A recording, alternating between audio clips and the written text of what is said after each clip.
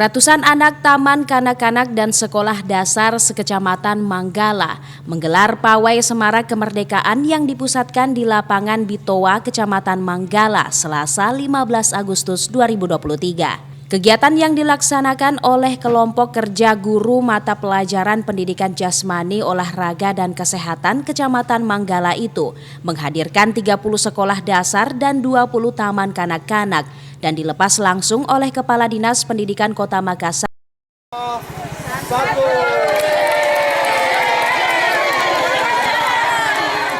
Ketua Kelompok Kerja Kepala Sekolah Kecamatan Manggala, Haja Henriati Sabir, mengatakan kegiatan ini berbeda dari tahun sebelumnya karena kali ini melibatkan anak TK. Kegiatan ini juga menjadi ajang silaturahmi bagi para tenaga pengajar dan orang tua siswa yang hadir mendampingi putra-putrinya.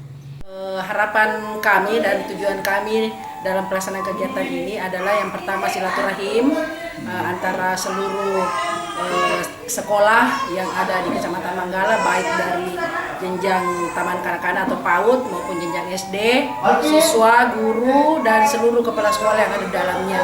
Kemudian pengalihan anak-anak, perhatian anak-anak untuk hal-hal yang lebih positif agar supaya semua kegiatan-kegiatan ini diarahkan anak-anak perhatiannya ke hal-hal yang positif ini sehingga meminimalisir waktunya untuk melakukan kegiatan di luar kontrol dari sekolah maupun kontrol dari orang. Selain gerak jalan, beberapa kegiatan juga diperlombakan seperti tarik tambang, balap karung, dan volleyball untuk guru. Khairuddin, Fajar TV dan Fajar Radio melaporkan.